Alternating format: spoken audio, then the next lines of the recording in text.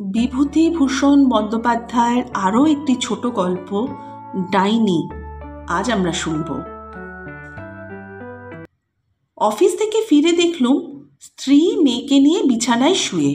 ভয় পাইনি যে তা নয়, বিজুকে তো কখনো ভর সন্ধেবেলা এমন করে সংসারের কাজকর্ম ফেলে শুতে দেখিনি। মেয়ের আবার কি বিপদ হলো? ভয়ে ভয়ে কাছে গিয়ে জিজ্ঞেস করলাম, ব্যাপার কি বিজু? বিজু কোনো উত্তর দিল না। তার কপালে হাত দিয়ে দেখলাম জ্বর হয়েছে কি না। না, শরীরে উত্তাপ তো স্বাভাবিক। তবে স্ত্রীর কানের কাছে মুখ নিয়ে গিয়ে ডাকলুম, বিজু। এতক্ষণ পর বিজু কথা বললে। কদিন থেকে বলছি, এ অলক্ষণে বাড়িটা বদলে ফেলো। তা যদি কথা কানে করবে, কলকাতায় কি আর বাড়ি নেই? সত্যি বটে, বিজু কদিন থেকে বাড়ি বদল করার জন্য বড্ড তাগাদা করছে। কিন্তু বাড়ি বদল করা তো আর সোজা কথা নয়, ভুক্তভোগী মাত্রই জানে। সুতরাং কথাটা তেমন আমি গ্রাহ্য করিনি।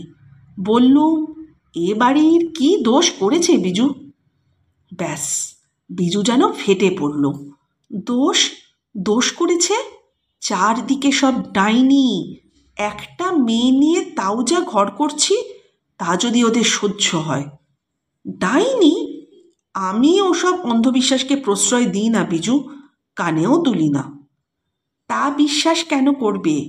দেখো দিকি, আজ দুপুরের থেকে শানি কিছু মুখে করছে না, যা খাচ্ছে তাই তুলে ফেলছে। আমার মাথা ঘুরে গেল। শানি আমার 2.5 বছরের মেয়ে, তার উপর ডাইনি বুড়ির কোপ গিয়ে পড়ল কোন দুঃখে? বিজু তখনও বলে চলে, আচ্ছা, ওদের কি চক্ষু লজ্জাও নেই একটুও? আমি বললুম, তা ডাইনিকে কোথায় দেখলে শুনি? ওইখানে। অঙ্গুলি সংকেতে বিজু পাশের বাড়ির একটা ঘর দেখিয়ে দিল। তার সন্দেহ দেখে আমার সর্বাঙ্গ রি করতে লাগলো। আমি অস্ফুট স্বরে বললুম, কমলা? হ্যাঁ গো হ্যাঁ। বিশ্বাস হয় না না তোমার? আশ্চর্য কিছুই নয়। কদিন থেকে দেখছি ওরই সোহাগ, ওরই আদর। পোড়া কপালির কপাল যখন পোড়া, তখন অপরের কাচ্চা বাচ্চার উপর নজর দেওয়া কেন শুনি? আমি বিজুর প্রশ্নের কোনো উত্তর দিতে পারলুম না। মাসখানেকের কথা মনে পড়ল। একদিন ওই পাশের বাড়ির ঘরটায় কমলা চিৎকার করে উঠল, ওরে শোভা রে, তুই কোথায় গেলি রে? আমায় এমনি করে ফাঁকি দিলি কেন রে? রাত তখন প্রায় 10টা। আমি খেতে বসেছি। বিজু আমায় দুধের বাটিটা এগিয়ে দিতে দিতে বলল, পাতের গোড়ায় একটু জল দাও। আমি বললুম, কমলা কাঁদছে না? আগে পাতের গোড়ায় একটু জল দাও দেখি। সত্যি কমলা কাঁদছে, সারা মাতৃ হৃদয় মথিত করে কন্যার বিচ্ছেদ বেদনায়। 2 মাস আগে শোভা এসেছিল মর্তলোকে, আর আজ চলে গেল মায়া মমতার পাশ ছিন্ন করে। হয়ে পর্যন্ত মেয়েটা রোগে রোগে ভুগছে। সর্বাঙ্গে তার ঘা, বড় বড় দাগা দাগা ঘা। পুজের গন্ধে কাছে যাওয়া যেত না। কিন্তু কমলা সমস্ত ঘৃণা তুচ্ছ করে শোভার সেবা করেছে 2 হাত দিয়ে। তার ফলে নিজের গায়েও স্থানে স্থানে ঘা হয়েছে। সেসব গ্রাহ্য করেনি ও একটুও। সারা হৃদয় নিয়োজিত করেছে তার প্রাণ সদৃশ শোভাকে আরোগ্য করার প্রচেষ্টায়। বড় বড় ডাক্তার, কবিরাজ দেখানো হলো। রোজা এসে ফোড়া কাটল। অসংখ্য দেবতার কাছে মানত করা হলো। চেষ্টার কোনো ত্রুটি রইল না। কিন্তু সমস্ত চেষ্টা ব্যর্থ প্রতিপন্ন করে রাত 10টায় শোভা মহানিদ্রায় আক্রান্ত হলো। মা বুকের ওপর লুটিয়ে পড়ে শতবার নাড়াচাড়া করে তাকে সজাগ করার চেষ্টা করলো। বিনিয়ে তার প্রস্থানের জন্য অনুশোচনা করলো সারা রাত্রি প্রায়। সে ঘটনার মাসখানেক পর কমলা নাকি শানিকে দেখে একদিন কেঁদে ফেলে। বুকের একটা গভীর দীর্ঘ নিঃশ্বাস চাপতে পারেনি। তার নিঃশ্বাসের শব্দে আমার স্ত্রীর চিত্ত বিচলিত হয়েছে। আস্তে আস্তে খুকিকে নিয়ে সে সরে আসে পাশের ঘরে। আমি তখন অফিসের হিসেবপত্র মেলাচ্ছি। বিজু আমার পাশে এসে বসল। আমি চশমাটা আস্তে আস্তে চোখ থেকে খুলে বলি, কিছু বলবে নাকি বিজু? না, এমন কিছু নয়। আমি হাসি, বলি, হা হা হা, তাহা ওই এমন সামান্য কিছুই কথাটাই কি এমন শুনি আমি। সত্যি তোমার আবার এসবে বিশ্বাস হয় না? কি বলি বলো তো তোমায়? আহ, কৌতূহলী তো বাড়িয়ে দিচ্ছ তুমি কেবল, বলোই না শুনি। তুমি তুমি এবারে বদলাও, আর ভালো লাগছে না। কারণ কি বিজু? কমলা রোজ রোজ শানির পানে তাকিয়ে ফোঁস ফোঁস করে নিঃশ্বাস ফেলবে আর কাঁদবে। বাছার আমার অকল্যাণ হবে। তা তো ওসব বুড়ো মাগি ভুলে যায়। পাগল! আমি হাসতে লাগলাম। ওই তো, তুমি সব কথা উড়িয়ে দাও। কপাল এখন পোড়া, তখন অপরের ছেলেমেয়ের ওপর নজর দেওয়া কেন বাপু? তোর কপাল যখন পোড়া, তখন অপরের ছেলেমেয়ের ওপর নজর দিস কেন বাপু? বিজু আমার কাছ থেকে চলে যায়। আমি ওসব বিশ্বাস করি না বলেই হয়তো আমার মাথার মধ্যে বিজুর সেই শেষ কথা কেবল ভাসতে লাগলো, কপাল পোড়া। বাস্তবে কি কমলার কপাল পোড়া? বিধাতা পুরুষ তার প্রতি অপ্রসন্ন? এই রুগ্ন মেয়ে প্রসব করার জন্যে দোষী কে? কমলা? একটুও নয়। আমি জানি কমলার স্বামীর দুরারোগ্য সিফিলিস রোগ ছিল। এ কথাও জানি সেই মহাপুরুষ প্রায় রাত্রিবেলা বাড়ি ফেরে না। বাপ ঠাকুরদা অনেক পয়সা জমিয়ে গেছে, তাই ব্যয় করে সে ফুরিয়ে উঠতে পারছে না। তবুও লোকে দোষ দেবে কমলাকে। আমার স্ত্রী অন্ধ বধির, সে অকারণ পুরুষদের প্রতি সর্বদাই সদয়। কমলার স্বামীর দোষ সে কখনো চোখে দেখে না, কারণ পুরুষ পুরুষের শত্রু, আর নারী নারীর শত্রু। এ হেন কমলা শানি হবার দিন সাতেক পরে প্রায় একটি প্রাণহীন মাংসপিণ্ড প্রসব করল। নিজের ব্যর্থতার বেদনায় মুষড়ে পড়ে কমলা কাঁদল, চিৎকার করল। দুদিন বিছানা থেকে উঠল না, খেলো না, চোখ ফুলিয়ে ফেলল কেঁদে কেঁদে। তারপর একদিন নজর পড়ল শানির ওপর। শানির পানে তাকিয়ে ওর ব্যর্থতার কথা পুনরায় যেন কে ওর ক্ষতের আঘাত করল। নিজের অজ্ঞাতসারে একটি ব্যথিত দীর্ঘ নিঃশ্বাস ত্যাগ করল সে। আমার স্ত্রী শিউরে উঠল। সে শানিকে নিয়ে সেখান থেকে চলে গেল। অযথা সেই দিন থেকে শানিকে কমলা ভালোবাসল।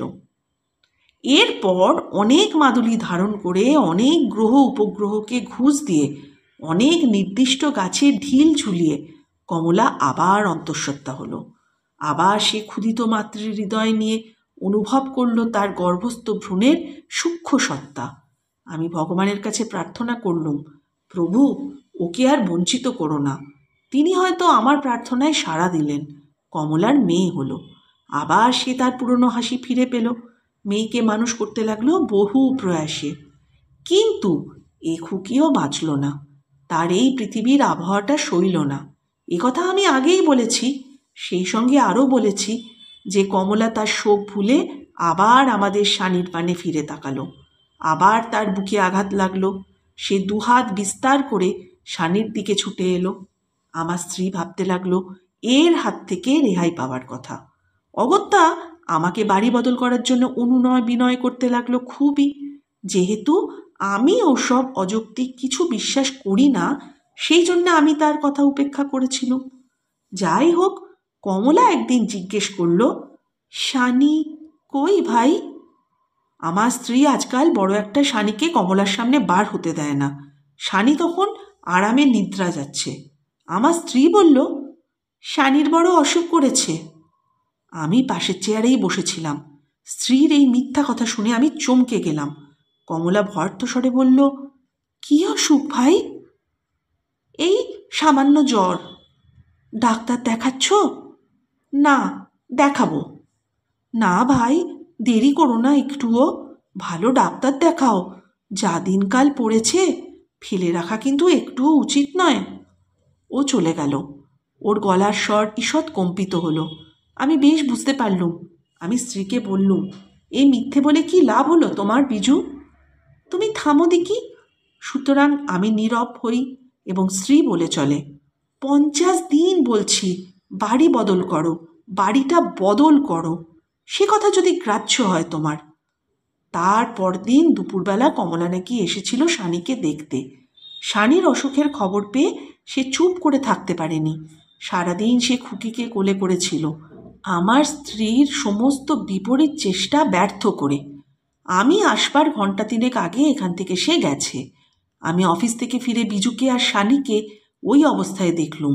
বিজু বললে, কি ছাই বেদানা খাইয়ে গেল, তারপর থেকে বাছা আমার মুখে কিচ্ছু তুলছে না। আমি বিজুর পানে ফ্যাল ফ্যাল করে তাকিয়ে রইলুম। সে আমার হাত দুখানা ধরে কাতর সুরে বলল, তুমি আজই বাড়ি বদল করো, নয় আমায় বাপের বাড়ি রেখে এসো। ও রাক্ষসী আবার কাল আসবে, আসবেই আসবে, বলে গেছে। আমার কানের মধ্যে যেন গরম শিশে ঢেলে দিল কেউ। ঘরের মধ্যে আর কোনো শব্দ নেই, সব কিছু নিথর নিস্তব্ধ। আমি বিচার করতে বসলুম, শানির অসুখের জন্য বাস্তবিক দায়ী কে, কমলা না আমার স্ত্রী? মিথ্যা একজনের বুকে আঘাত করলে বিধাতার বিচারালয়ে তার কি কোনো শাস্তি নেই? বিধির বিধান কি নিরর্থক শব্দ সমষ্টি মাত্র? এমন সময় অন্ধকারে নীর হারিয়ে একটা কাক কা কা কা রবে ডেকে উঠল। আমি শানির গায়ে কপালে হাত বুলোতে লাগলুম। আমার বেশ মনে পড়ল কদিন ধরে শানির অনবরত টক লেবু খাওয়ার কথা। শানির রোগের কারণ দিনের আলোয় প্রকাশিত হলো। ওই কচি মেয়ে অত অ্যাসিড সহ্য করতে পারে? ঠিক সেই মুহূর্তে ছাদের ওপর একটা বিড়াল করুণ সুরে বিলাপ করতে লাগলো। সম্প্রতি তার একটি সন্তান মারা গেছে। আমার স্ত্রী চমকে উঠে আমায় অনুরোধ করল, আগে বেড়ালটাকে দূর করে এসো, আগে ওকে দূর করে দাও, দূর করো। আমি তার অনুরোধ শুনলাম না। বিজু কাঁদল ফুলে ফুলে, চিৎকার করে বলল, তবে আমায় দূর করে দাও, আমি পথের ধুলো, আমি কেউ নয়, আমায় গ্রাহ্য হয় না একটুও তোমার। একটু সুস্থ হয়ে শানিকে ডাক্তার বাড়ি নিয়ে গেলুম। ডাক্তার এক ডোজ ওষুধ দিল, সেটা খাইয়ে দিলুম যথাসময়। বিজু সারা রাত্রি মেয়েকে বুকে করে নিয়ে রইল। আর আমার অবিশ্বাস দেখে দুঃখ প্রকাশ করলে বললুম, পীরের কাছ থেকে জলপোড়া নিয়ে এসো। তা হলো না। ডাক্তার বদ্যি কি এসব সারাতে পারে? কিন্তু বিজুর কথাই মিথ্যা হলো। ডাক্তার আশ্চর্য রকমে শানিকে নিরাময় করল। সকালবেলা শানি আবার তার সহজ সরল পূর্ব স্বাস্থ্য ফিরে পেল। আবার সে খেতে লাগলো, হাসতে লাগলো। অফিস যাবার সময় বিজুকে বললুম, ডাইনির হাত থেকে যখন শানি রেহাই পেল, তখন কমলাকে ক্ষমা করে দাও বিজু এবার। বিজুর যেন অসহ্য হলো আমার কথা। বলল, সত্যি বলছি, তুমি যেন আমাকে পাগল করে দেবে। কালকের মধ্যে যদি না বাড়ি বদলাও না, তাহলে সত্যি সত্যি আমি বাপের বাড়ি চলে যাব। অগত্যা সেই শনিবার দিনই রাত্রে বাড়ি ঠিক করে ফেললুম। পরের দিন জিনিসপত্র নিয়ে উঠে গেলুম নতুন বাসায়, পরের জন্যে। স্ত্রীর সঙ্গে ঝগড়া করে সংসারে শান্তি নষ্ট আমি করতে পারবো না।